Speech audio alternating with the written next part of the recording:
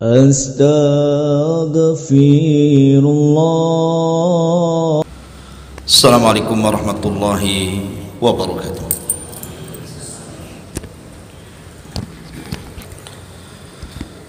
Alhamdulillah wassalatu wassalamu ala Rasulillah wa ala alihi wa sahbihi wa mawalah wa la hawla wa la quwata illa billahi wa ba'du. Alhamdulillah, segala puja dan puji hanya milik Allah subhanahu wa ta'ala. Salawat dan salam kita haturkan kepada baginda Nabi besar Muhammad sallallahu alaihi wasallam. Allahumma salli ala sayyidina Muhammad wa ala alihi wa sahbihi wa man sara ala nahjihi ila yaumiddin. Ma'asyiral muslimin, jamaah Masjid Al-Fajri rahimani wa rahimakumullah. Kita lanjutkan kajian kita, masih membahas Siratul Mustafa alaihi salatu wassalam. Dan kemarin kita sudah menjelaskan tentang peristiwa maha dahsyat Isra dan juga Mi'raj Nabi sallallahu alaihi wasallam. Maka setelah peristiwa ini kita akan membahas tentang asbab-sebab orang-orang Ansar ataupun orang-orang Madinah masuk Islam dalam peristiwa Bai'atul Aqabah. Bahasan di malam hari ini kita akan membahas tentang Bai'atul Aqabah, dan itu sebab masuk Islamnya orang-orang Ansar atau orang-orang Madinah. Ma'asyiral muslimin yang dimuliakan Allah subhanahu wa ta'ala, kita tahu bahwa ketika Nabi sallallahu alaihi wasallam sudah mulai mengalami desakan-desakan dakwah dari orang-orang Quraisy Mekah, maka Nabi sallallahu alaihi wasallam merubah taktik dakwahnya.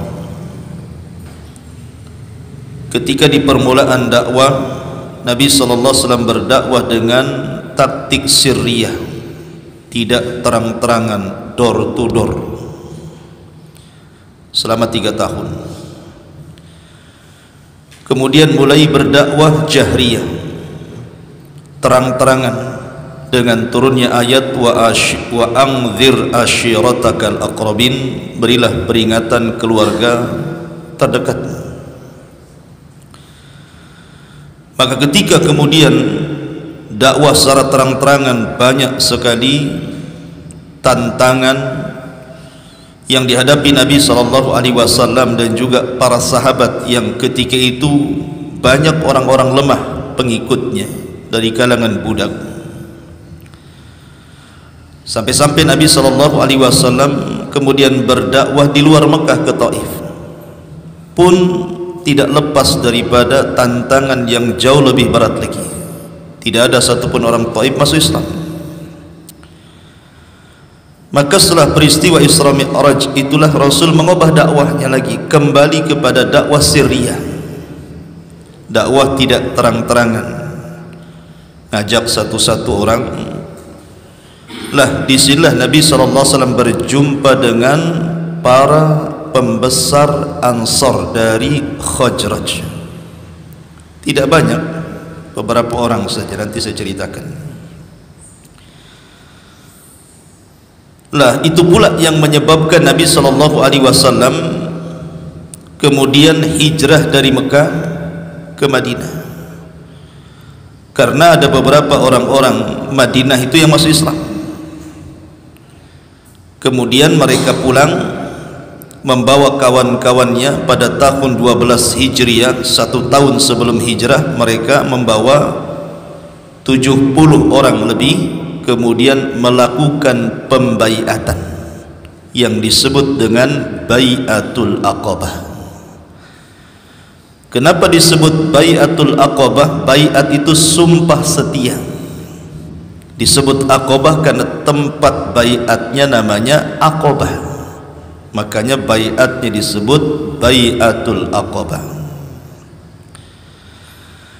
Lah ketika kemudian Nabi SAW mengirim Mus'ab bin Umair ke Madinah dan berhasil mengislamkan tokoh-tokoh besarnya,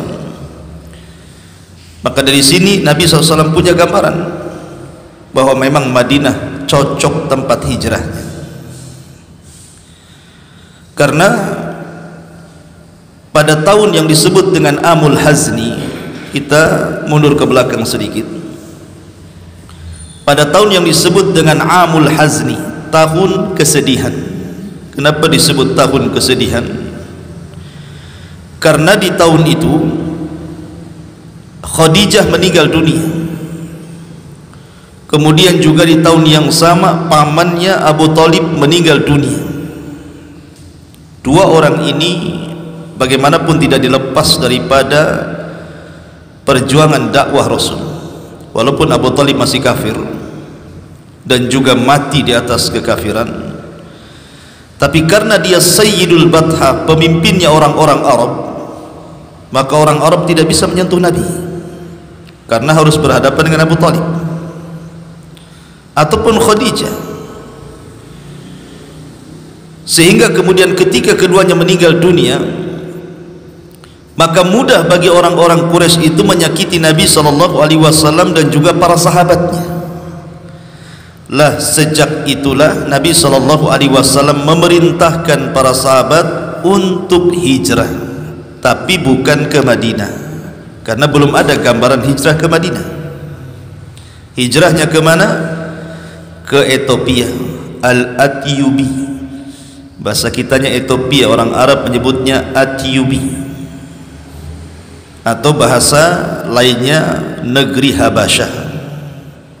Di situ ada raja yang sangat adil, namanya Ashamah ibn Afjur. Maka orang-orang yang pertama hijrah tidak banyak. Tetapi kenapa kemudian, apa penyebabnya? Kenapa Nabi SAW mengizinkan para sahabat untuk hijrah ke Habasyah? Ada beberapa penyebab yang disebutkan oleh para ulama. Pertama, karena ta'dzibu Quraisyin lil muslimin.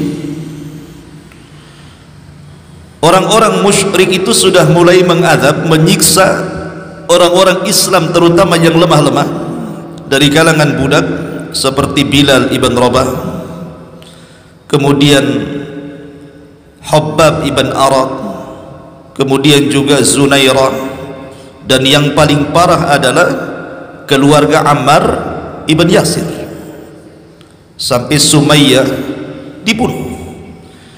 Kemudian Yasir pun dibunuh di tangan Abu Jahal, kecuali Ammar ketika itu masih kecil. Maka kalau ini dibiarkan akan terus terjadi pembantaian. Makanya untuk menjaga agama, Nabi mengizinkan mereka hijrah ke Habasyah. Kemudian yang kedua, al-ibti'adu anil zulmi alladzi kanu yu'anuna minhu, supaya mencegah tidak ada lagi kezaliman. Sehingga kalau seandainya orang-orang ini sudah hijrah, siapa lagi mau disakiti? Tidak ada kezaliman lagi. Kemudian juga yang ketiga, dikhawatirkan kalau seandainya kemudian penyiksaan demi penyiksaan itu terus dilakukan, bisa-bisa iman para sahabat itu goyah. Boleh jadi nanti murtad lagi karena tidak tahan. Makanya Nabi membiarkan mereka hijrah. Kemudian juga ada sisi ekonomi, karena orang-orang Mekah itu kan biasa berniaga, yang biasanya mereka berniaga kalau tidak ke Yaman, ke Syam. Boleh jadi ketika mereka hijrah ke Ethiopia bisa ada ladang baru untuk berdagang, membuka areal baru, karena mereka memang ahli berniaga. Yang bisa mengalahkan Cina itu orang Arab sebenarnya, karena sama-sama pedagang. Kemudian juga ta'minul musa'adati fil majalil askari min kibalil ahbas, karena alasannya di negara Ethiopia itu kaumnya tidak suka dengan kekerasan, sehingga negeri itu sangat aman sekali, cocok memang untuk hijrah itu. Kan ada pilihan sebenarnya, ke Yaman bisa, ke Syam bisa. Kenapa ke Ethiopia? Karena dikenal Ethiopia itu memang negeri aman, rajanya adil walaupun Nasrani. Kemudian juga tidak ada orang Arab yang ke situ masalahnya. Kalau ke Yaman masih ada banyak orang Arab kan gitu ya. Nanti ketemu lagi orang-orang Quraisy di sana. Ataupun ke Syam ketemu lagi dengan kerombongannya Abu Jahal. Nah, kalau ke Ethiopia kan tidak ada orang yang hijrah ke sana ataupun berniaga ke Habasyah gitu ya. Lebih aman lagi di sana. Ditambah-tambah sekali lagi, Nabi SAW sangat paham siapa rajanya, siapa Ashamah ibn Afjur yang menguasai Afrika kala itu ya, menguasai negeri Ethiopia. Makanya ini salah satu jasa besar daripada Raja Ethiopia kala itu, Ashamah ibn Afjur atau dikenal dengan Najasyi, sebab orang-orang Afrika tersebarnya Islam di sana karena berbangga dengan rajanya. Sampai hari ini di Afrika kan tersebar. Di masa Utsman ibn Affan radhiyallahu an, Utsman orang yang pertama kali menyeberangkan tentara lewat lautan. Belum ada sejarahnya. Di zaman Nabi belum ada perang laut. Di zaman Abu Bakar juga sama. Di zaman Umar sebenarnya sudah didesak. Ketika Muawiyah menjadi gubernur Syam itu, Muawiyah minta, karena pasukan kaum muslimin sudah kuat, minta sama Umar agar Umar ini mengizinkan kaum muslimin diseberangkan lewat lautan. Tetapi Umar kemudian berdiskusi dengan para pedagang dan bertanya kondisi lautan, macam mana kondisi lautan itu, orang naik kapal itu rasanya seperti apa. Ketika melihat bahayanya lebih besar, maka Umar mengatakan, demi Allah saya tidak akan menyeberangkan satu pasukan pun di lautan. Ketika Umar meninggal dunia, kemudian Utsman menjadi khalifah. Utsman didesak lagi oleh Muawiyah. Akhirnya kemudian Utsman mengizinkan menyeberangkan pasukan sampai ke daratan Afrika, dengan syarat, kata Utsman, jangan dipaksa, mau ikut silahkan, tidak ikut tidak apa-apa. Maka Muawiyah mempersiapkan pasukan menyeberangi lautan, akhirnya membebaskan Afrika. Tersebarlah Islam di Afrika sana, dan orang Afrika bangga dengan rajanya. Ethiopia itu Raja Habasyah. Kenapa? Karena satu-satunya raja di zaman Nabi yang beriman adalah Ashamah ibn Afjur, Raja Najasyi. Taib, ma'asyiral muslimin yang dimuliakan Allah Azza wa Jalla, itu diantara kenapa sebab kaum muslimin kemudian sampai hijrah ke Habasyah. Dan di sini ada faedah besar. Satu, as-sabru ala syiddati wal bala fi sabilillah, bahwa seseorang itu dilatih kesabaran ketika menghadapi sebuah ujian yang sangat berat di jalan Allah. Harus sabar. Tekanan-tekanan dakwah di Quraisy itu perlu dengan kesabaran. Alhamdulillah antum masuk Islam sejak kecil sampai hari ini nggak ada yang merongrong agama antum, maksudnya dari luar. Sekarang yang merongrong agama itu bukan dari luar, dari dalam. Orang Islam sendiri yang menjelek-jelekan Islam, orang-orang Islam sendiri yang berusaha mengaburkan ajaran Islam. Kalau dulu jelas-jelas musuhnya, sehingga di Mekah saja mereka sudah sabar sedemikian rupa.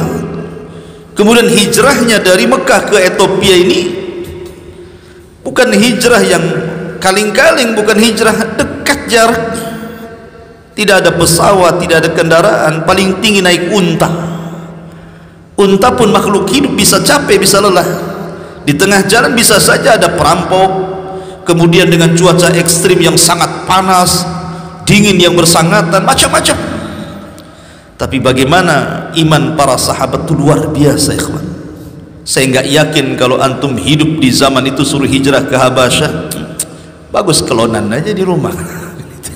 Mana bisa ngaji saja ya, dari Bengkong ke sini ya juga mikir-mikir, kecuali yang serius saja mau ngaji ya.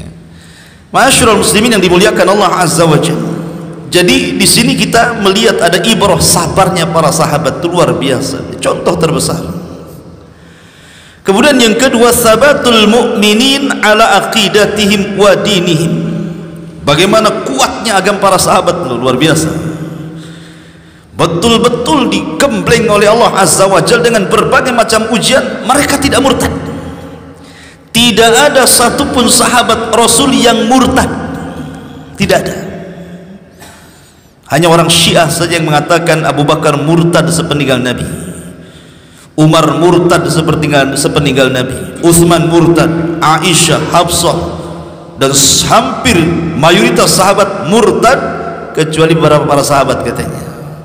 Pertama Salman Al-Farisi, Miqdad ibn Aswad, Abu Dzar Al-Ghifari, Ali bin Abi Thalib. Enak kali murtadkan Abu Bakar. Kalau kita banding-bandingkan Abu Bakar dengan Ali, jauh.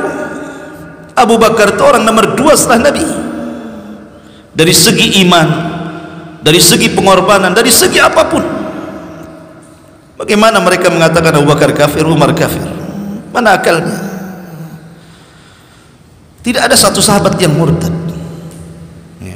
Ma'asyiral muslimin yang dimuliakan Allah Azza wa Jalla. Kemudian juga faedahnya di sini, lihat bagaimana kasih sayang Rasul kepada sahabatnya. Rasul tidak mau ada orang yang disiksa lagi. Makanya Nabi SAW memiliki kasih sayang yang luar biasa kepada umatnya. Daripada engkau ditekan, disiksa di sini, sudahlah cari tempat yang tenang, ibadah di sana. Ini bentuk kasih sayang Nabi pada umatnya. Dan dari sini pula Allah sedang mempersiapkan bagi orang-orang yang beriman bahwa Islam ini bukan hanya milik orang Arab. Dengan hijrahnya para sahabat ke beberapa negara di luar Arab, Allah sedang mempersiapkan bahwa Islam juga akan tersebar di Afrika. Dan betul di zaman Utsman, Afrika dikuasai kaum muslimin. Dan hari ini banyak orang Islam di sana.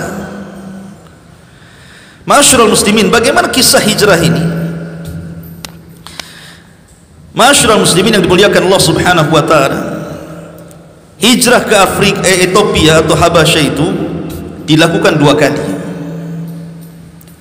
Yang pertama al-hijratul ula ilal Habasyah, hijrah yang pertama ke Habasyah. Nanti ada lagi hijrah yang kedua.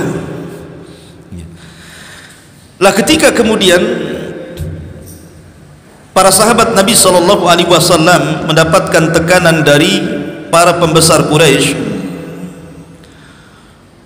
kemudian Nabi SAW mengatakan kepada para sahabatnya, lau kharajtum ila ardil Habasyah fa inna biha malikan la yadlim indahu ahad.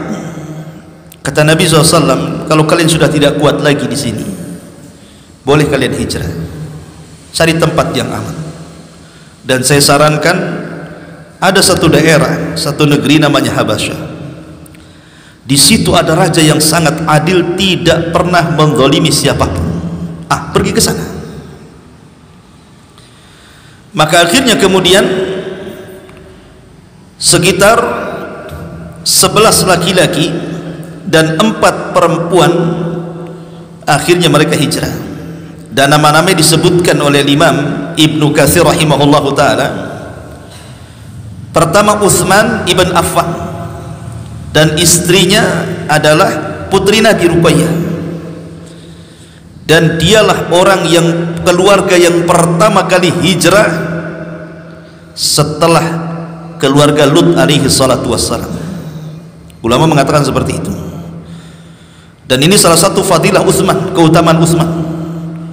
Satu-satunya keluarga setelah Nabi Allah Lut alaihi salatu wassalam yang hijrah adalah keluarga Utsman ibn Affan radhiyallahu anhu, hijrah dari Mekah ke Habasyah untuk menjaga agamanya. Kemudian di sana ada Abu Hudzaifah ibn Utbah dan juga istrinya. Kemudian juga Zubair ibn Awam, Mus'ab ibn Umair. Nanti Mus'ab ini ada ceritanya sendiri. Mus'ab ini luar biasa kisahnya. Kemudian juga ada Abdurrahman ibn Auf Ma'ruf, seorang pedagang besar, kaya raya, dermawan. Kemudian Abu Salamah ibn Abdil Asad. Kemudian Utsman ibn Mad'un. Kemudian Amir ibn Rabi'ah. Kemudian Abu Sibrah ibn Abi Rahmin. Kemudian Hatib ibn Amr, Suhail ibn Baydha, Abdullah ibn Mas'ud yang suaranya disejajarkan dengan malaikat Jibril ketika baca Quran. Ini semua adalah orang-orang yang awal-awal hijrah ke Habasyah. Berangkat 10 orang laki-laki ini dan 4 orang perempuan, jadi jumlahnya 14 orang. Ini hijrah pertama. Kemana? Ke Habasyah, Ethiopia. Ma'asyiral muslimin yang dimuliakan Allah Azza wa Jalla, tidak lama mereka di sana, tiba-tiba kemudian terdengar isu bahwa orang-orang Mekah semua masuk Islam. Alasannya, ketika turun surah An-Najm, wan najmi idza hawa ma dhalla sahibukum wa ma gawa wa ma yantiqu anil hawa, terus sampai berapa ayat. Dan ketika menyebutkan berhala-berhala Arab di situ, afara'aitumul Lata wal Uzza wa manata tsalitsatal ukhra, dan begitu seterusnya, sampai di situ ada perintah sujud. Ketika orang-orang Quraisy mendengar surah An-Najm dibacakan Rasul, mereka ketakutan.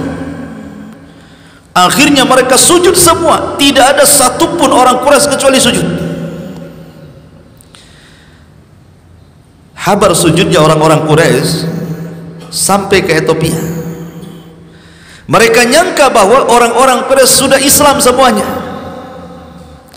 Akhirnya kemudian mereka pun pulang dengan senang. Oh, perjuangan kita tidak sia-sia gitu ya. Rupanya sepeninggalan kita dari Mekah, orang-orang Mekah sudah banyak beriman.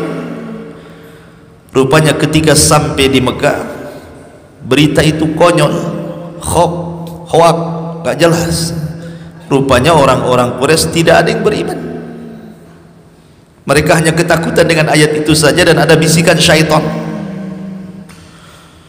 Lah dari sini akhirnya kemudian mereka balik lagi kemana? Ke Habasyah kedua kalinya. Dan ketika itu membawa 83 laki-laki dan 19 perempuan. Jadi hijrah yang kedua cukup banyak yang ikut, karena awalnya kan 14 orang, sekarang jadi 83 laki-laki dan 19 perempuan. Ibnu Katsir menyebutkan nama-namanya, nggak usah lah saya sebutkan banyak kali. 80 banyak kan ya, nggak usah lah, pokoknya sekitar segitu mereka hijrah ke Habasyah kedua kalinya.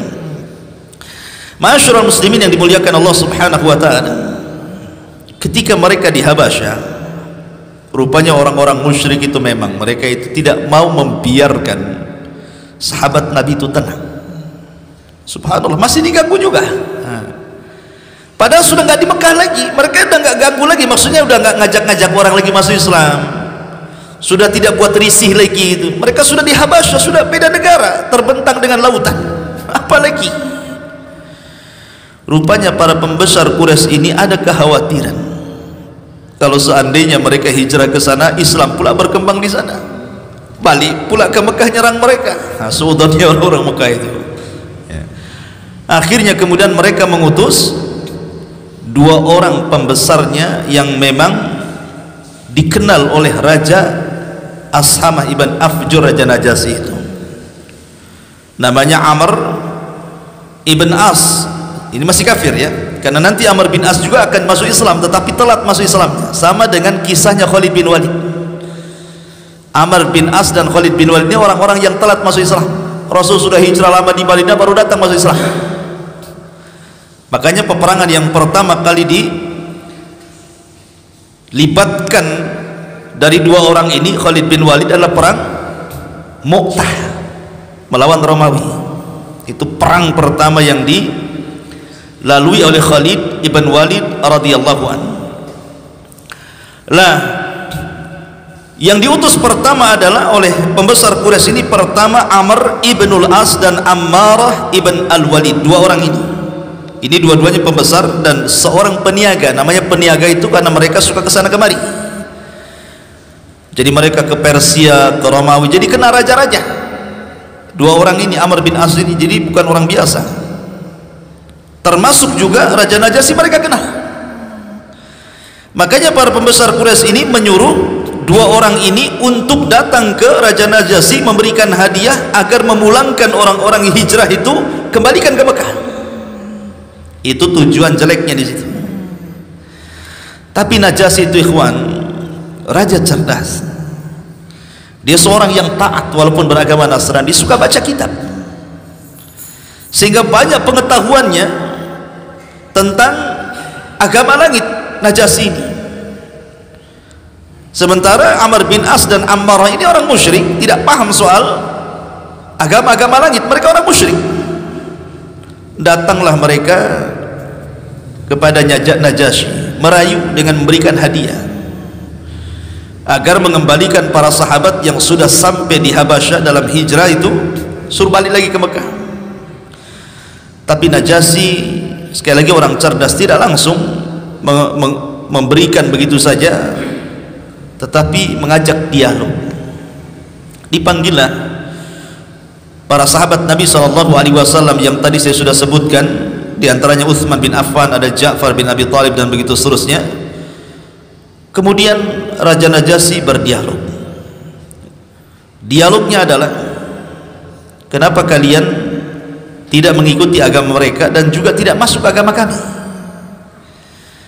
Kan aneh gitu ya, tidak ikut kepada agama orang-orang musyrik, ketika sampai di Habasyah kalian pun tidak memeluk agama kami. Sebenarnya agama kalian itu apa? Gitu loh maksudnya. Cerdas Raja Najasyi kan. Tapi lihat jawaban Ja'far ibn Abi Thalib, orator.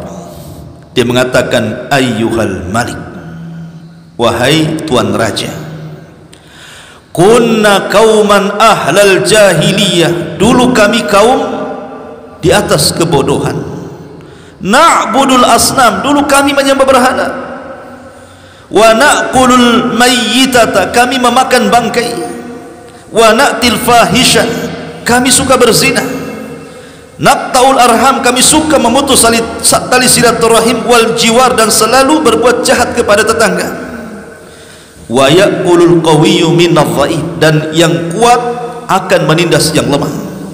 Fakunna ala dhalik, begitulah kehidupan kami dulu, hatta ba'atsallahu ilaina rasulan minna, sampai Allah utus seorang utusan dari kaum kami sendiri. Maksudnya Nabi SAW. Na'rifu nasabahu wa sidqahu wa amanatahu wa afafahu, kami kenal Nabi ini, siapa nasabnya, bagaimana kejujurannya, bagaimana amanahnya, bagaimana menjaga dirinya. Fada'ana ilallah, dia pun mengajak kami kepada Allah. Linuwahidahu wa na'budahu wa nakhla'a ma kunna na'budu nahnu wa aba'una min dunihi minal hijarati wal awthan. Kemudian Nabi ini, Rasul SAW, mengajak kami hanya mentauhidkan Allah, hanya beribadah kepada Allah. Disuruh kami melepas semua keyakinan nenek-nenek moyang kami yang mengajarkan kami untuk menyembah pohon dan berhala. Wa amarana bisidqil hadis, dia memerintahkan kami supaya jujur kalau bicara. Kemudian wa adail amanati, memerintahkan kami untuk menjaga amanah. Wasilatir rahim, menyambung silaturahim. Wa husnil jiwar, berbuat baik kepada tetangga. Wa kafi anil maharim wad dimah, agar kami jangan melakukan yang haram dan juga jangan sampai menumpahkan darah. Wa nahana anil fawahish, kami dilarang berzina. wa qauliz zur, berdusta dengan perkataan, wa akli malil yatim, memakan harta anak yatim, wa qadfil muhsanati, menuduh wanita baik-baik pezina, wa amarana an na'budallaha wahdah, dan kami juga diperintahkan hanya mengesahkan Allah, la nusyrik bihi syai'an, tidak boleh menyekutukan dengan siapapun. Wa amarana bis salati waz zakati was siyam, Nabi itu juga memerintahkan salat, kemudian zakat, kemudian puasa. Maka fasaddaqnahu wa amannahu bi wattaba'nahu ala ma jaa bihi minallah, sebab itulah kami benarkan dia, kami beriman dengan dia, kami ikuti dia, apapun yang datang dari Allah kita ikuti. Maka kami menjadi hamba-hamba tauhid dan tidak pernah menyekutukan Allah. Kami mengharamkan yang Allah haramkan kepada kami, kami menghalalkan yang Allah halalkan kepada kami. Kemudian tiba-tiba ketika kami seperti ini, orang-orang ini, maksudnya siapa? Amr bin As dan Ammar ini, orang-orang ini dan pengikutnya, fa'adzabuna, dia menyiksa kami, wa fattanuna an dinina, memfitnah kami, liyarudduna ila ibadatil awthan min ibadatillah, memaksa kami untuk kembali murtad menyembah berhala, dan kami disuruh menghalalkan dari yang haram. Kemudian falamma qaharuna wa zalamuna wa dayyaqu alaina, ketika mereka maksa kami, mendolimi kami, menyempitkan kami, halu baina wa baina dinina kharajna ila biladika, kami pun sempit dada kami, terpaksalah kami hijrah ke negerimu. Lihat alasan sahabat kan. Dengan sebab inilah kami hijrah ke negerimu wahai raja. Wakhtarnak ala siwak wa raghabna fi jiwarik wa rajawna alla nadhlim indaka ayyuhal malik, dan kami pilih negerimu tempat hijrah kami, dan kami senang berada di sisimu wahai sang raja, dan kami tidak akan melakukan kezaliman di negerimu wahai raja. Terdiamlah Raja Najasyi, bahwa ini bukan ajaran biasa, ini yang dibawa oleh Nabi Muhammad SAW bukan ajaran biasa, ini ajaran rahmat, keadilan. Maka kemudian Najasyi mengatakan kepada Ja'far ibn Abi Talib yang mewakili orang-orang hijrah ini, hal ma'aka mimma ja'a bihi anillahi min syai'. Taib, adakah dalil atau apalah yang datang dari nabimu yang membenarkan ucapanmu itu? Maka Ja'far bin Abi Talib mengatakan, na'am, ya. Kemudian Raja Najasyi mengatakan, faqra'hu alayya, kalau gitu bacakan kepadaku. Akhirnya kemudian Raja Najasyi mendengarkan bacaan Quran yang dibaca Ja'far ibn Abi Talib yang sangat indah, ka ha ya ain sad, dzikru rahmati rabbika 'abdahu Zakaria idh nada rabbahu nidaan khafiyah, sampai kepada wadhkur fil kitabi Maryam idin tabadat min ahliha makanan syarqiyya fattakhadat min dunihim hijaban fa arsalnaha ilaiha ruhana fatamassala laha basharan sawiyya, ila akhir surah Maryam. Dijelaskan kata Ummu Salamah. Ummu Salamah itu salah satu wanita yang ikut hijrah, istri daripada Abu Salamah, yang kemudian Abu Salamah meninggal, akhirnya menikah dengan Nabi.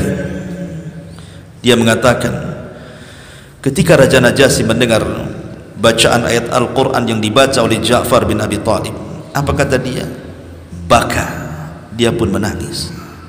Wallahi, demi Allah, Najasyi menangis hatta dhallat lihyatahu wa bakat asafiqatahu hatta akhdalu masahifahum hina sami'u ma tala alaihim, sampai dia menangis, kemudian bercucuran air mata, janggutnya penuh dengan air mata.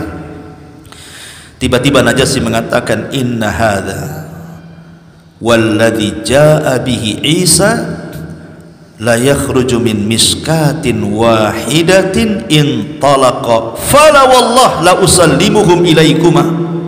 Kata Najasyi, demi Allah, orang yang kau maksudnya Nabi SAW, dia telah membawa persis yang dibawa oleh Isa bin Maryam. Maka nabimu dengan Isa bin Maryam membawa dari satu sumber. Demi Allah, aku tidak akan serahkan mereka semuanya kepada kalian berdua. Pergilah kalian berdua, ambil hadiah ini, agar diusir sama Najasyi. Lihat. Tapi lihat jeleknya siapa? Orang-orang Quraisy kan. Orang sudah enggak ganggu lagi, masih juga dikejar-kejar. Tetapi bagaimana sahabat Nabi SAW, mereka pandai berhujjah. Sebab itulah mereka istiqamah dalam agama. Makanya pentingnya ilmu, ikhwan. Karena hanya dengan ilmu lah orang bisa istiqamah itu. Jangan tinggalkan majelis ilmu, di mana saja ada majelis ilmu antum hadir. Karena hanya dengan itu antum bisa istiqamah. Ma'asyiral muslimin yang dimuliakan Allah Azza wa Jalla. Kembali ke depan. Tadi kan kita tarik ke belakang, kita tarik ke depan. Kita tinggalkan orang-orang yang hijrah di Habasyah, kita kembali ke Mekah. Ketika tahun 12 Hijriah atau 11 Hijriah, artinya 2 tahun lagi Rasul hijrah. Karena Rasul tinggal di Mekah itu usia dakwahnya 13 tahun. Dan diangkatnya beliau menjadi nabi di usia 40 tahun.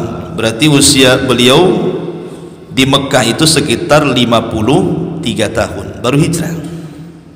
Baru di Madinah 10 tahun, ketika genap 63 tahun beliau wafat. Jadi kebanyakan hidupnya tinggal di Mekah. Makanya berat, ikhwan. 50 tahun lebih Nabi tinggal di negerinya, tiba-tiba diusir, suruh meninggalkan negerinya. Coba antum tiba-tiba kemudian diusir dari Indonesia, antum disuruh kemana gitu kan? Kalau mungkin asalnya Malaysia, diusir ke Malaysia, udah jelas negaranya kan itu. Tetapi ini kan tempat kelahirannya di Mekah, tiba-tiba kemudian diusir ke tempat yang bukan asal kelahirannya, kan berat, ikhwan. Berat sekali tantangan Rasul itu. Dan Rasul tahu bagaimana posisi Mekah itu adalah negeri yang paling mulia, negeri pertama kali diibadahi di permukaan bumi itu Mekah. Belum ada negeri orang beribadah, di Mekah sudah ada sejak diciptakan langit dan bumi. Adam alaihi salatu wassalam, disitulah dia mengatakan, Rabbana zalamna anfusana wa illam taghfir lana wa tarhamna lanakunanna minal khasirin. Kalimat taubat pertama yang diucapkan Adam di negeri Mekah, Arafah. Jadi Nabi SAW seolah-olah kemudian bicara dengan tanah haram, tanah Mekah, demi Allah engkau tanah yang paling kucintai, yang paling bersih, yang paling indah, macam-macam dipuji Rasul. Kalaulah bukan karena kaumku mengusirku, aku tidak akan meninggalkan dirimu. Sedihnya Nabi meninggalkan Mekah ini. Tetapi ikhwatu fiddin, ada alasannya kenapa Rasul kemudian akhirnya memilih kota Yathrib dulunya, kemudian disebut Madinah setelah hijrahnya Rasul. Ada sebabnya. Ketika 11 Hijriah, para pembesar Ansor dari Khazraj dulu, karena Ansor itu terbagi menjadi 2 kabilah. Satu kabilah Khazraj dan satu kabilah Aus. Dan Khazraj itu lebih besar daerahnya dibandingkan Aus, sehingga kemudian banyak orang-orang Khazraj datang ke Mekah untuk haji. Tentu haji ala jahiliyah, ya kan, karena belum sampai hidayah kepada mereka, yang disebut dengan nuqaba Ansar, para pembesar Ansar. Ma'asyiral muslimin yang dimuliakan Allah Subhanahu wa taala, siapa saja mereka itu? Orang-orang yang kemudian awal-awal dari kalangan Ansar yang hijrah ataupun yang melaksanakan haji. Ma'asyiral muslimin yang dimuliakan Allah Azza wa Jalla. Pertama, 6 orang dari kalangan Khazraj itu. Satu namanya As'ad ibn Zurarah.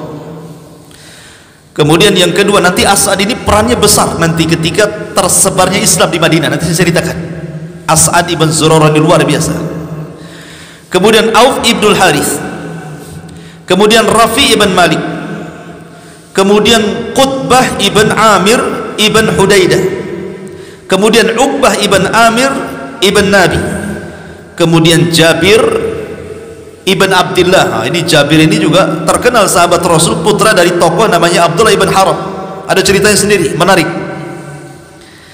6 orang ini di tahun 11 Hijriah mereka haji ke Mekah. Kemudian mendengar di Mekah itu ada orang yang mengaku Nabi.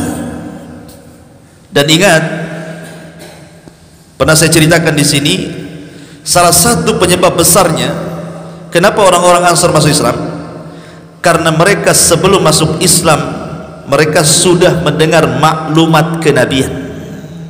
Sudah tahu orang-orang Ansar itu dari mana? Dari orang-orang Yahudi. Karena orang-orang Yahudi itu mereka rela ratusan tahun tinggal di Madinah, hijrah loh dari Yerusalem Palestina. Ketika kalah perang, akhirnya mereka hijrah sampailah ke Yathrib, Madinah. Padahal banyak tempat-tempat bagi orang Yahudi yang Allah berikan kecerdasan, maksudnya tempat-tempat yang nyaman untuk hijrah itu banyak. Mereka bisa ke Yaman, negerinya hijau. Mereka bisa ke Syam, negerinya maju. Kenapa pula kemudian mereka hijrah ke Yathrib, Madinah? Padahal Madinah itu secara cuaca ekstrim luar biasa dan bukan tempat ladang ekonomi yang bagus. Rupanya ada alasan, karena mereka suka membaca kitab-kitab mereka bahwa di situ adalah tempat hijrah Nabi akhir zaman. Makanya mereka berbondong-bondong hijrah dari Yerusalem ke Yathrib, dan mereka ratusan tahun sampai bergenerasi di situ, sampai ada yang meninggal, lama menunggu nak muncul-muncul gitu ya. Tapi mereka berkeyakinan itu negeri hijrahnya Nabi. Tapi mereka tidak tahu nabinya siapa. Akhirnya kemudian karena mereka selalu membaca maklumat kenabian akhir zaman itu, sehingga mereka sangat kenal ciri-cirinya. Sampai Allah Subhanahu wa taala mengatakan ya'rifunahu kama ya'rifuna abnahum. Mereka kenal Nabi yang akan dilahirkan itu lebih mengenal dia dibandingkan anak-anak mereka sendiri. Saking setiap hari dibacakan oleh pembesar mereka, oleh padri mereka, oleh pendeta mereka akan kemunculan Nabi dengan ciri-cirinya dan begitu seterusnya. Makanya saat kelahiran Nabi, apa yang terjadi? Pembesar Yahudi Madinah keluar rumah malam-malam karena melihat bintang Ahmad bersinar di langit, dan itu tidak ada yang mengetahui kecuali orang Yahudi bintang itu. Kemudian bertanya kepada orang-orang Yahudi, apakah di antara kalian ada yang dilahirkan? Akhirnya orang Yahudi pun kemudian menyebar antara Bani Quraidah, kemudian Bani Qunaiqa, Bani Nadir, mengecek rumah masing-masing. Rupanya di malam itu tidak ada bayi yang dilahirkan. Mulai gamang nih, kok nggak ada ya? Padahal itu ciri-ciri kelahirannya sudah ada, tapi kok nggak ada satupun orang Yahudi Madinah yang malam itu melahirkan anaknya. Akhirnya kemudian pembesar Yahudi ini berusaha mengontak orang Mekah, Yahudi yang ada di Mekah, ada nggak di sana yang lahir malam itu? Rupanya Yahudi yang ada di Mekah mendengar bahwa ada seorang wanita namanya Aminah, dia melahirkan seorang anak, dan kakeknya adalah Sayyidul Arab Abdul Muttalib. Akhirnya penasaran kan nih, dilihatlah bayi itu. Rupanya ketika dilihat, semua ciri-ciri kenabian ada di bayi itu. Menangislah pembesar Yahudi dan mengatakan apa? Zahabat nubuwatu Bani Israel. Telah hilang kenabian Bani Israel dan telah diambil orang Arab. Ya kan? Makanya kenapa kalau antum membaca surah Al-Baqarah paling detail Allah menjelaskan tentang kisah Bani Israel. Baik panggilan pertama, ya Bani Israel adkuru ni'mati allati an'amtu alaikum, kemudian panggilan kedua juga selalu Allah mengingatkan nikmat-nikmat yang telah Allah berikan kepada nenek moyang Bani Israel. Karena surah Al-Baqarah itu satu surat turun di Madinah. Jadi dari awal Al-Baqarah sampai akhir itu semua Madani, karena turun di kota Madinah. Satu surat itu, dan kebanyakan isinya cerita tentang Bani Israel.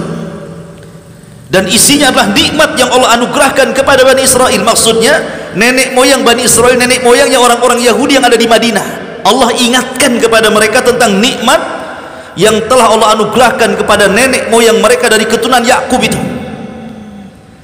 Tetapi orang-orang Madinah, Yahudi Madinah, ketika diingatkan nikmat akan moyang-moyang mereka, bukannya sadar, malah mereka kemudian menentang. Sebab penentangan itulah Allah cabut kenabian mereka dan Allah subhanahu wa ta'ala berikan kepada bangsa Arab. Ma'asyiral muslimin yang dimuliakan Allah. Nah, orang Yahudi itu ketika di Madinah selalu bertikai dengan Khazraj dan Aus, selalu perang, mau perang terus. Kadang-kadang sengaja mengadu domba dua kabilah ini, dan selalu sesumbar. Kalau seandainya mereka, namanya perang, kadang menang, kadang kalah, kadang perang, itu sudah wajar. Apabila mereka kalah, mereka mengancam, tunggu saja, nanti kalau Nabi akhir zaman muncul di tengah-tengah kami habisi kalian. Itu sesungguhnya orang-orang Yahudi itu.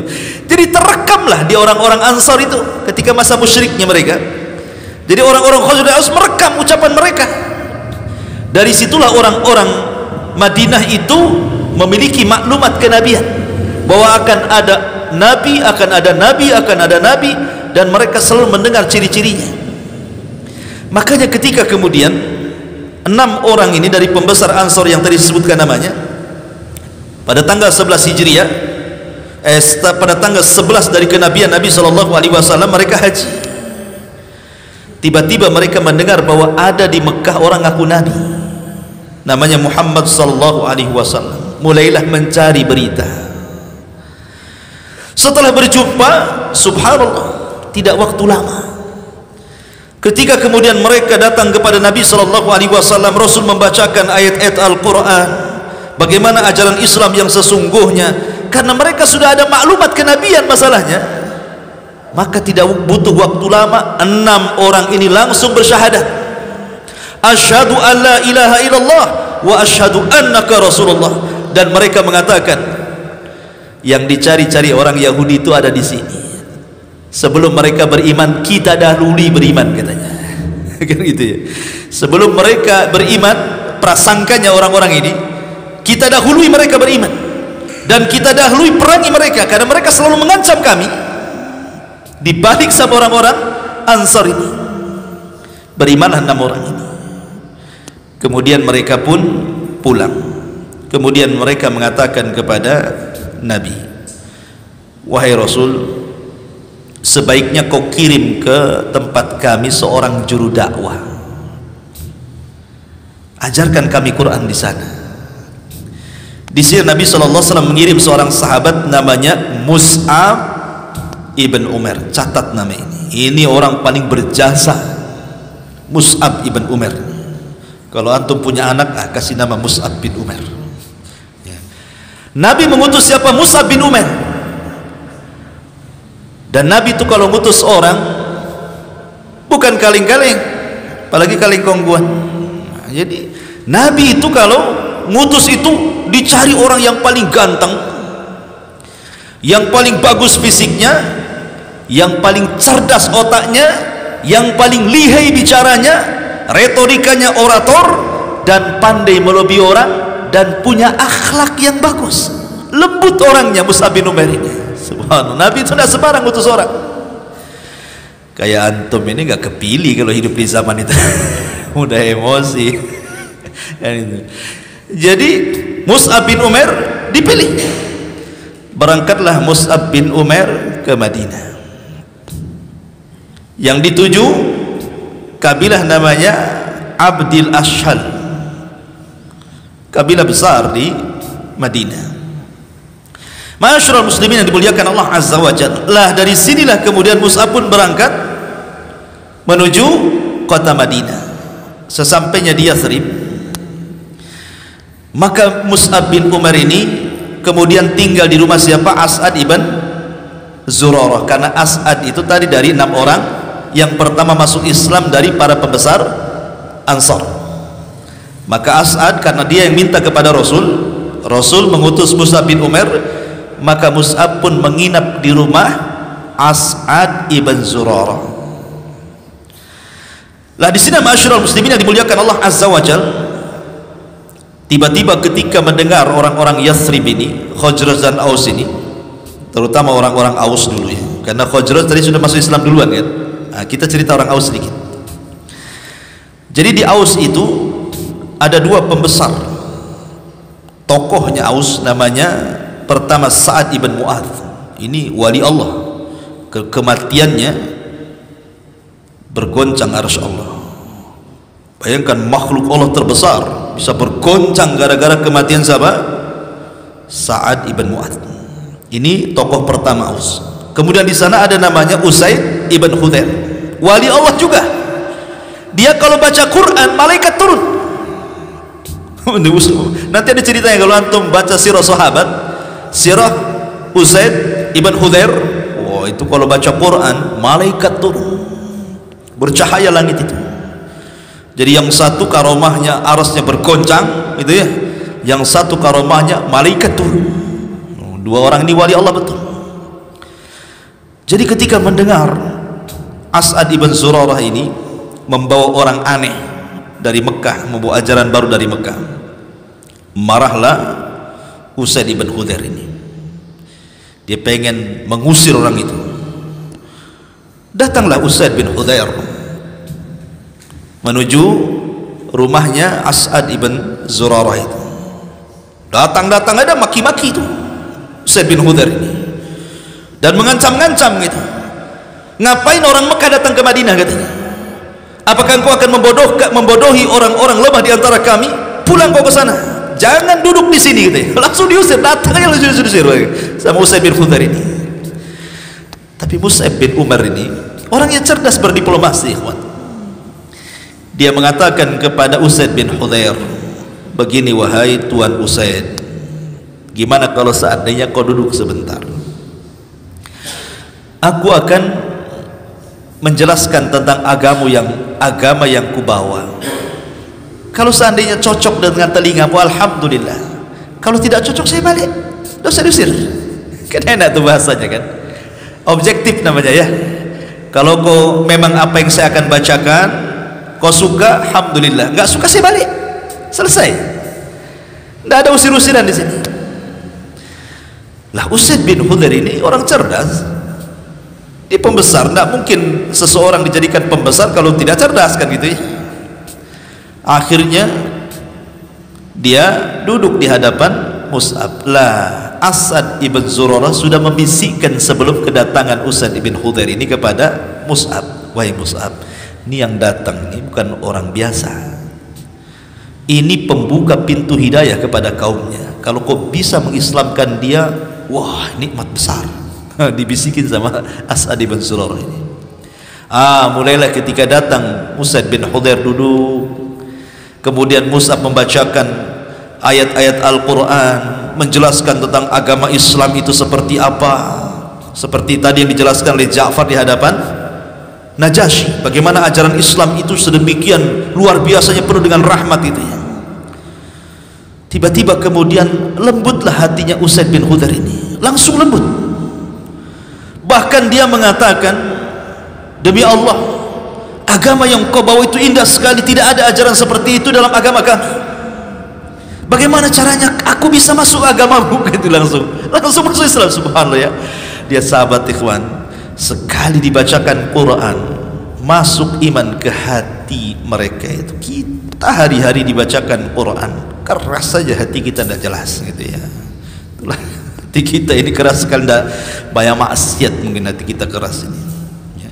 Akhirnya kemudian kata Mus'ab ibn Umar dan As'ad ibn Zurarah, kalau gitu taktasil, kamu harus mandi, kamu harus membersihkan pakaian, kemudian engkau harus bersyahadat dengan kebenaran, kemudian kau sholat. Akhirnya dia pun mandi, kemudian dia pun membersihkan dirinya, kemudian kembali bersyahadat, kemudian dia pun melaksanakan sholat. Lah Usaid bin Khudair ini ingin merayu pimpinan besarnya Aus, siapa? Sa'ad bin Ubadah, kan belum masuk Islam. Dia cari Sa'ad bin Ubadah ini sama Usaid bin Khudair, kemudian dibohongi sama Usaid bin Khudair. Ketika ketemu Sa'ad bin Ubadah, wahai Sa'ad, saudaramu, maksudnya As'ad ibn Zurarah itu kan masih ada kekerabatan dengan pemimpin Aus. Dia mengatakan, orang itu telah diancam, maksudnya Sa'ad ibn Ubadah ini dibohongi sama Usaid bin Khudair, kerabatmu si As'ad ibn Zurarah itu mau dibunuh sama Bani Harithah, cepat kau tolong. Padahal tidak ada yang mau bunuh dia, cuman gertak saja. Itu kerabatmu itu, si As'ad ibn Zurarah itu mau dibunuh oleh kabilah Bani Harithah. Kesnya saya tidak tahu, cepat tolong sebelum dia dibunuh, katanya. Oh, hamiah jahiliyahnya datang ke kabilahnya. Orang Arab itu mereka fanatik kabilah, fanatik suku. Jangan sentuh satu orang, bangkit semuanya. Ketika mendengar mau terancam nyawanya As'ad bin Zurarah, ini bukan soal Mus'ab bin Umair, ini soal apa? Kekabilahan ini, fanatik kabilah. Datanglah Sa'ad bin Ubadah dengan Usaid bin Khudair ke tempatnya As'ad ibn Zurarah. Di situ ada Mus'ab bin Umair. Ketika datang Sa'ad ibn Mu'ad, paham ini nggak beres Ustadz ini, kata. Nggak ada apa-apa. Akhirnya ketika Mus'ab bin Umair melihat Mus'ab, marah juga dia, persis seperti Usaid bin Khudair di awal-awal datang marah, dia pun marah. Ngapain kau orang Mekah ada di sini, katanya? Kau mau menipu orang-orang lemah di sini, pergi kau ke Mekah, katanya. Diusir juga. Sekali lagi kata Mus'ab, Sa'ad sinilah dulu, saya akan bacakan dulu, kalau kau cocok alhamdulillah, nggak cocok saya pergi, katanya. Persis seperti yang dikatakan kepada Usaid bin Khudair. Lah Sa'ad bin Mu'ad ini juga orang cerdas juga, orang nomor satunya Aus. Akhirnya duduk juga lah Sa'ad bin Mu'ad ini, didengerin apa yang dibacakan oleh Mus'ab bin Umair ini. Subhanallah, masuk lagi hidayah. La haula wala quwata illa billah. Luar biasa ini dakwanya Mus'ab bin Umair ini. Dua pembesar Aus masuk Islam dalam satu waktu. Akhirnya kemudian setelah maklumat Islam masuk kepada otaknya Sa'ad bin Mu'ad ini, maka Sa'ad bin Mu'ad langsung pulang kemana? Ke kaumnya Bani al-As'ar. Dia pembesar kaumnya, semua takut sama dia. Dikumpulkan satu kabilah dia, orang-orang Aus itu. Langsung to the point saja, kata Sa'ad bin Mu'ad, aku sudah masuk Islam. Kemudian dijelaskan bagaimana ajaran Islam kepada kaumnya. Siapa di antara kalian yang tidak mau masuk Islam, jangan bicara selamanya denganku. Diancam mereka nih. Subhanallah ya. Ini enaknya nih kalau pemimpin ngomong begini. Karena pemimpin itu mudah membuka pintu hidayah manusia.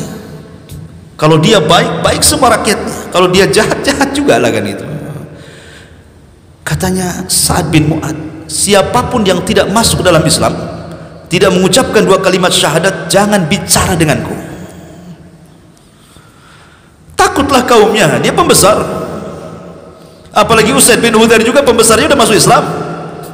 Akhirnya satu semua satu kabilah masuk Islam. Aus itu bayangkan, luar biasa. Karena Khazraj sudah lebih dahulu masuk Islam, ya kan? Pembesarnya sudah ke Mekah duluan di musim haji kan. Ini kan cerita Aus di sini. Akhirnya merembetlah kepada siapa? Pembesar Khazraj.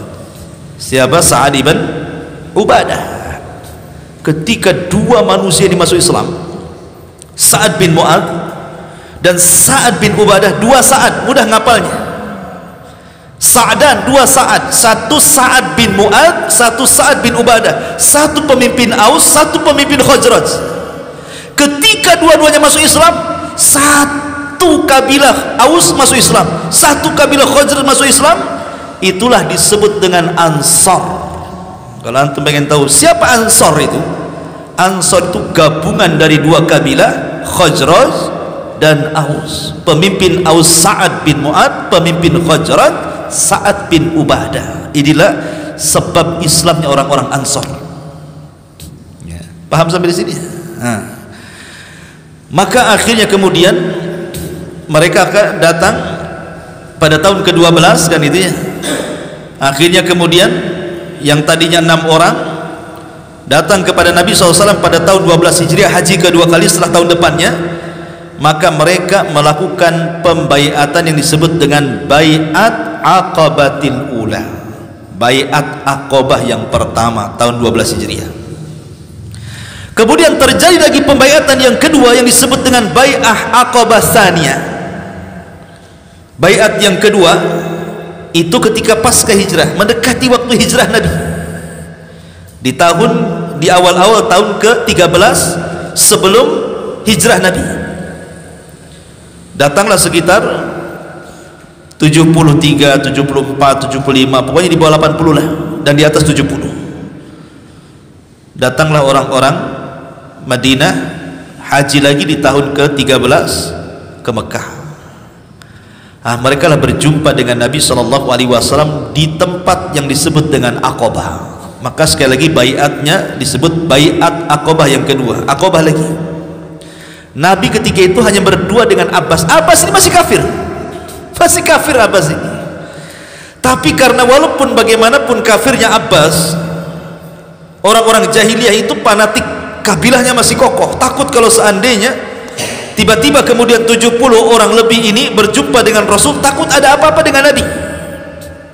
Akhirnya Abbas menemani Nabi SAW untuk menghadap siapa? Rombongan kedua kalinya yang hendak berbaiat pada baiatul Aqabah Tsani. Berjumpalah di Aqabah. Sebelum terjadi pembaiatan ini, maka Abbas mengingatkan orang-orang Ansar ini dan mengatakan, orang yang kalian akan baiat ini, dia keluargaku, dia orang yang paling kami sayangi, kami melindungi, kami hormati. Apakah saya yakin kalau seandainya saya serahkan saudaraku ini kepada kalian, kemudian kalian bawa ke kota Madinah, kalian jamin keselamatannya? Padahal masih kafir Abbas ini, tetapi dia membela Nabi. Sekali lagi hamiyah jahiliyah karena kesukuan di sini.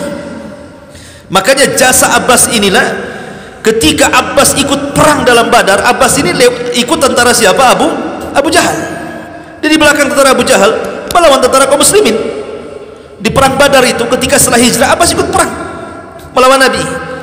Tapi Nabi mengingatkan kepada orang Ansar, nanti kalau terjadi perang jangan bunuh Abbas. Itu diantara jasanya, jangan bunuh Abbas. Makanya ketika terjadi perang Badar enggak dibunuh Abbas, kena tawanan. Kemudian setelah itu masuk Islam setelah perang Badar. Tapi di sini Nabi SAW diingatkan.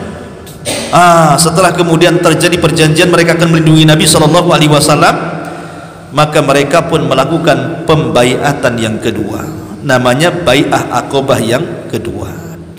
Apa janji setia pada bai'at Aqabah pertama dan pada bai'at Aqabah yang kedua? Adapun pada bai'at Aqabah yang pertama, dijelaskan oleh ahli sejarah bahwa Nabi SAW sebagaimana dijelaskan dalam hadis Ubadah ibn Samit radhiyallahu an, bagaimana Rasul berpesan kepada mereka. Apa kata Ubadah bin Samit? Perhatikan ini isi baiat Aqabah yang pertama, bagus sekali. Bay'ana Rasulullah SAW lailatal aqabatil ula. Rasul telah mengambil sumpah setia kami di malam baiat Aqabah yang pertama, kata Ubadah bin Samit. Ala nusyrika billahi syai'an, agar kami tidak boleh menyekutukan Allah dengan siapapun. Tauhid pertama. Tauhid, pentingnya tauhid di sini sebelum yang lainnya. Kemudian wala nasrik, kami dilarang mencuri, karena kebiasaan bangsa Arab, mereka suka menjadi perampok padang pasir. Tidak boleh mencuri lagi. Kalau sudah masuk ke agama Rasul, tidak boleh merampok, tidak boleh merompak, tidak boleh mencuri. Wala nazni, yang ketiga tidak boleh berzina.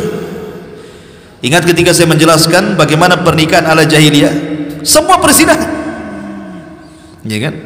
Dan itu adat istiadat mereka berzina. Kemudian yang keempat, wala naqtulu auladana, kami tidak boleh membunuh anak-anak kami, karena tradisi orang-orang jahiliyah itu wal mau'udatu su'ilat bi ayyi dzambin qutilat. Jadi mereka suka mengubur anak perempuan hidup-hidup dan membiarkan anak laki-laki, karena menurut mereka anak laki-laki mulia, anak perempuan hina, maka dikubur hidup-hidup. Kami dilarang membunuh anak-anak kami lagi. Wala na'tihi bi buhtanin naftarihi baina aidina wa arjulina. Kita tidak boleh dusta lagi. Sesama kita tidak boleh berdusta, karena orang aib menganggap dusta itu aib. Wala na'sihi fi ma'ruf, dan kita tidak boleh bermaksiat dalam hal kebaikan. Fa in waffaitum falakumul jannah. Kata Rasul, kalau kalian melaksanakan isi baiat ini, kujamin kalian masuk surga. Fa in ghasyitum min dzalika syai'an fa ukhidtum bihaddihi fid dunya fa huwa kafaratun lahu. Tapi kalau kalian kemudian menyelisihi janji setia ini, kemudian kalian masih mencuri, kalian masih berzina, tiba-tiba kemudian kalian diadili di dunia dengan hukum hudud, kalau mencuri potong tangan, atau murtad dipenggal lehernya gitu ya, maka hukuman-hukuman di dunia itu kafarah bagi kalian. Artinya kalian sudah dihukum di dunia, tidak akan dihukum lagi di akhirat, karena itu kafarahnya. Tetapi kata Nabi SAW, kemudian wa in sutirtum alaihi ila yaumil qiyamah, tapi kalau kalian berbuat dosa, kalian mencuri atau yang lainnya, kalian tidak sempat tertangkap, tidak sempat diadili di dunia. Kalau mencuri tidak sempat dipotong tangan karena tidak melaporkan kepada hakim, fa amrukum ilallah, maka urusan kalian dikembalikan kepada Allah. Insya'a azab, kalau Allah mau Allah azab kalian, wa insya'a ghafar, kalau Allah mau Allah ampuni kalian. Ini isi baiat yang pertama. Isi baiat yang kedua, sumpah setianya adalah dijelaskan oleh Abbas ibn Ubadah ibni Nadkhalat al-Ansari radhiyallahu anhu. Dia mengatakan, ya ma'syarul Khazraj, hal tadruna ala ma tubayi'una hadar rajul. Wahai orang-orang Khazraj, orang-orang Ansar, kamu tahu enggak maksud kalian baiat ini? Apa sih maksud kalian baiat ini? Qalu, mereka mengatakan, na'am ya. Qala innakum tubayi'unahu ala harbil ahmari wal aswadi minan nas. Kalian akan membayat orang ini di atas peperangan melawan orang-orang yang berkulit merah dan berkulit hitam dari kalangan manusia. Artinya konsekuensinya kalian akan perang. Makanya kenapa tauhid itu fasil antara hak dengan yang batil, dan selamanya hak dengan batil itu akan perang. Konsekuensinya berat kan? Perang. Tapi bukan berarti Islam tegak di atas peperangan, tidak. Karena dari 20 lebih peperangan Rasul yang terjadi pertumpahan darah bisa dihitung dengan jari. Selebihnya damai, damai, damai, damai. Menunjukkan bahwa perang itu bukan satu-satunya solusi gitu. Ada solusi lebih daripada itu, damai. Menunjukkan Islam tidak dibangun dengan peperangan, jangan salah. Kemudian dia mengatakan, fa in kuntum tarawna annakum idza nuhikat amwalukum musibatan wa asrafukum qatlan aslamtumuhu faminal an fahuwa wallahi hizyun dunya wal akhirah in fa'altum. Dia mengatakan, jika kalian, ini masih perkataan Abbas ya, Abbas ibn Abdul Muttalib, yang tadi saya katakan Rasul ditemani Abbas, ini masih perkataan Abbas. Jika kalian seandainya harta kalian kemudian siap, tidak siap untuk diserahkan, maksudnya untuk membela orang yang akan kau baiat kalian ini, atau kalian serahkan orang ini, maksudnya Rasulullah SAW, kepada musuh-musuh kalian, demi Allah, kata Abbas, ini kehinaan bagi kalian dunia dan akhirat kalian. Padahal masih kafir dia ngomong gitu ya. Ya, subhanallah. Kemudian dia mengatakan, wa in kuntum tarawna annakum wafuna lahu bima da'awtumuhu ilaihi ala nuhkatil amwal wa qatlil asrafi fahuduhu fahuwa wallahi khairud dunya wal akhirah. Tapi kalau kalian mau menjaga dia, kalian mau dengan harta kalian membela dia, kalian mau betul-betul membela dengan darah daging kalian semua kepada orang yang kalian bayat ini demi Allah, itu kebaikan dunia dan akhirat bagi kalian. Kemudian banyak sekali cerita, akhirnya mereka pun siap membaiat Rasul. Apa isinya? Maka kemudian dijelaskan, isinya adalah tubayi'uni ala sam'i wat ta'ati fin nasyati wal kasali wan nafaqati fil usri wal yasri alal amri bil ma'rufi wan nahyi anil munkari wa in taqulu fillahi la takhafu fillahi lawmata laim wa ala an tansuruni fatamna'uni idza qadimtu alaikum mimma tamna'una minhu anfusakum wa azwajakum wa abna'akum wa lakumul jannah. Niat Rasul mulai mengikat dalam perjanjian bai'ah Aqabah yang kedua. Kata Rasul, kalian harus janji setia kepadaku, kalian harus berbaiat kepadaku ala sam'i wa ta'ah, kalian harus mendengar dan kalian harus taat. Makanya kenapa syiar para sahabat itu, ikhwan, apapun yang diperintahkan Allah dan Rasulnya, mereka tidak mengatakan sami'na wa asaina, mereka akan katakan sami'na wa ata'na. Itu syiarnya para sahabat. Mau berat, mau ringan, mau susah, mau sulit, mau masuk di akal, mau tidak masuk di akal, maka mereka akan mengatakan sami'na wa ata'na, kami dengar dan kami taat. Innama qaulul mu'minin idza du'u ila Allahi wa rasulihi an yaqulu sami'na wa ata'na. Sampai Allah gambarkan dalam Quran itu.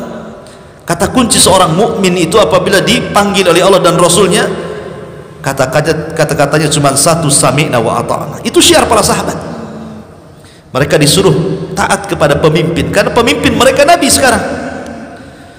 Maka ini juga syiar ahli sunnah wal jamaah, kita harus taat kepada pemimpin, kita harus taat kepada pemerintah kita, tidak boleh memberontak. Dilarang kita memberontak kepada pemerintah yang sah, karena itu wataknya orang-orang Khawarij. Ala sam'i wa ta'ah fin nasyati wal kasal, baik kalian ketika semangat atau kalian ketika lemah, tetap kalian harus taat dan mendengar. Kemudian wan nafaqati fil usri wal yasri, dan kalian siap menginfakkan harta-harta kalian, baik kalian di waktu senang atau kalian di waktu susah. Makanya kenapa orang-orang para sahabat itu luar biasa, ikhwan, dalam infak mereka itu tidak pernah terbayang oleh kita bagaimana mereka berinfak seolah-olah mereka tidak takut kemiskinan. Lihat Abu Bakar, semua hartanya diinfakkan, ikhwan. Mana ada orang sekarang semua harta diinfakkan? Kalau ada kejadian sebuah hartanya diinfakkan, langsung dibilang ODGJ. Tahu oleh ODGJ? Apa ODGJ itu? Hah? ODGJ, gangguan jiwa. Ya, orang gila. Kalau orang menginfakkan semua hartanya pasti bilang, oh, gila deh, itu kan uang, kenapa dikasih? Gitu kan. Langsung digila-gilakan sama orang itu kan. Orang waras dibilang gila, gimana orang gila itu? Ya. Ma'asyiral muslimin yang dimuliakan Allah Azza wa Jalla, alal amri bil ma'rufi wan nahyi anil munkar, dan kalian siap memerintahkan manusia kepada kebaikan. Bukan hanya itu saja, mencegah manusia dari kemungkaran. Orang mudah mengajak kebaikan, solat bisa, tapi ketika di atas kemungkaran belum tentu orang bisa mencegahnya. Makanya dua-duanya yang dipisah, ajak manusia kepada kebaikan, cegah dari kemungkaran. Dan kalian harus mengatakan yang benar, dan tidak boleh takut kepada siapapun kecuali kepada Allah. Rasul memberikan penegasan, kalian harus mengatakan yang benar itu benar, yang salah itu salah, dan kalian tidak perlu takut kepada manusia. La takhafuna fillahi laumata laim, sebanyak apapun manusia mencela kalian gara-gara kalian menegakkan kebenaran, jangan takut, ada Allah di antara kalian, kata Nabi. Langsung didoktrin tauhid, ya kan? Kemudian kata Nabi sallallahu alaihi wasallam, wa ala antang suruni, dan kalian wajib menolong aku, membela diriku seperti kalian membela diri-diri kalian, membela istri-istri kalian, membela anak-anak kalian. Kalau kalian siap, walakumul jannah, kau dapat surga semuanya, kata Nabi. Ini kan, ini baiat Aqabah yang kedua. 70 orang ini sami'na wa ata'na, siap mendengar, taat, laksanakan. Nah, itu bahasa tentaranya. Maka akhirnya kemudian mereka pun pulang. Ketika mendengar ada kresak-kresuk, orang-orang Quraisy mulai dengar nih, ada apa kok ada kumpul orang-orang Madinah di Aqabah ini membaiat Nabi SAW. Mulai gusar nih orang-orang Quraisy ini, ada apa ini kresak-kresuk di Aqabah ini? Dari situlah akhirnya mereka pun mulai menekan orang-orang Madinah. Tetapi yang 70 lebih ini banyak yang selamat, mereka keburu pulang ke Madinah sebelum kemudian dihadang oleh orang-orang Mekah. Cuma 2 orang saja yang kemudian tertangkap. As'ad ibn Zurarah tangkap, tapi kemudian lepas. Yang satunya dibawa ke Mekah, tapi kemudian mendapatkan perlindungan, akhirnya lolos juga dan selamat semuanya sampai di kota Madinah. Sejak itulah dari baiat Aqabah yang kedua tersebarlah Islam di kota Madinah dengan sebab dakwah Mus'ab ibn Umair tadi. Rasul dengar di Madinah berkembang Islam. Kemudian yang di Habasyah juga itu dengar bahwa di Madinah sudah banyak orang. Disitulah mulai penekanan dakwah Rasul semakin dipersempit dan mulai ada ancaman pembunuhan. Ketika ada ancaman pembunuhan, di mana Abu Jahal sudah mempersiapkan laki-laki terbaik dari semua suku, kemudian sidang di sebuah tempat namanya Dari Nadwah. Bayangkan Dari Nadwah ini yang mendirikan kakeknya Nabi, tapi dipakai untuk merencanakan pembunuhan Nabi. Ya. Mereka sidang di situ, mencari solusi gimana caranya membunuh Nabi. Akhirnya sampai kemudian iblis ikut terlibat dalam rapat. Kira-kira nih, kalau iblis ikut terlibat dalam rapat, apa yang terjadi dalam rapat itu? Iblis ikut rapat. Kalau iblis ikut rapat, selesailah urusan kan itu. Dia menyamar seperti Syekhun Najd, orang tua kakek-kakek dari Najd. Jadi ketika Darun Nadwa Abu Jahal sedang rapat, masuklah kakek tua ini, Najd ini, jelmaan dari iblis ini, ikut rapat. Tamu tak diundang. Kemudian dia mengenalkan dirinya begini, akhirnya boleh masuk dalam rapat. Udah kacau lah kalau iblis ikut rapat, ikhwan. Kena ceritanya. Tetapi subhanallah, ketika banyak ide-ide tentang soal mau membunuh Rasul, Abu Jahal yang paling cemerlang idenya. Semua dibantah ide-ide orang-orang itu, kecuali Abu Jahal. Amr bin Hisham, atau dikenal dengan Abul Hakam, ide saya, bagaimana kalau seandainya kalian dari kabilah-kabilah masing-masing kirim pemuda terbaik kalian, sebab kalau satu orang saja untuk membunuh si Muhammad itu, nanti kabilahnya bisa bangkit, balas dendam dia. Tapi kalau semua kabilah terlibat, kamu ngirim berapa anak muda, kamu ngirim berapa anak muda, kamu berapa, semua kabilah terlibat, kemudian kita membunuh dia, kabilahnya tidak mungkin bangkit, dia akan menghadapi banyak kabilah. Kata iblis, sodakta, kau benar. Ini iblis ikut idenya siapa? Abu Jahal. Bayangkan, iblis ikut Abu Jahal, harusnya Abu Jahal ikut iblis kan? Subhanallah ya, Abu Jahal kan. Akhirnya serempaklah, mereka pun menyiapkan pasukan dengan hadiah besar. Siapa yang menangkap dan membunuh Rasul 100 ekor unta besar, bisa buka dealer unta atau ya. Akhirnya terdengarlah tentang pembunuhan ini, rencana pembunuhan ini. Dari situlah maka Allah Subhanahu wa taala izinkan hijrah. Bagaimana kisah hijrah? Masih panjang kisahnya. Insyaallah kita lanjutkan karena sudah jam 9. Ini ada pertanyaan, kita baca dulu pertanyaannya. Bismillah. Afwan di luar dari tema. Ustaz, ana punya saudara laki-laki abang ana. Saudara laki-laki abang ana. Maksudnya? Ya, saudara lah ya, abang gitu ya maksudnya. Mengikuti suatu aliran atau ajaran di mana kita harus syahadat ulang dan penghasilan kita per bulan harus dikeluarkan kepada perkumpulan tersebut dan nanti akan dibagikan ke janda-janda, anak-anak yatim. Sebetulnya ini ajaran apa Ustaz? Bagaimana caranya ana menasihati abang anak tersebut? Mohon nasihatnya. Syahadat ulang maksudnya apa? Manusia itu terlahir alal fitrah. Lihat hadisnya. Nabi SAW mengatakan, kullu maulud yuladu alal fitrah fa abawahu yuhawidani au yunassirani au yumajjisani. Titik sampai di sini hadisnya. Setiap bayi yang dilahirkan ke permukaan bumi itu di atas fitrah, mengenal siapa Rabbnya, ditanamkan tauhid rububiyah itu. Tapi kemudian orang tuanya yang menjadikan dia Yahudi, satu, atau orang tuanya yang menjadikan dia Nasrani, dua, atau orang tuanya yang menjadikan dia Majusi, tiga. Dan hadisnya titik sampai di sini. Ini ada koma. Dalam hadis ini tidak ada kata-kata dan bapaknya yang menjadikan dia Muslim. Paham? Gak ada kan kata-kata? Bapaknya yang menjadikan dia Yahudi, bapaknya yang menjadikan dia Nasrani, bapaknya yang menjadikan dia Majusi. Titik sampai di sini. Dan tidak ada kata-kata bapaknya yang menjadikan dia Muslim. Kenapa? Karena asal bayi itu Muslim.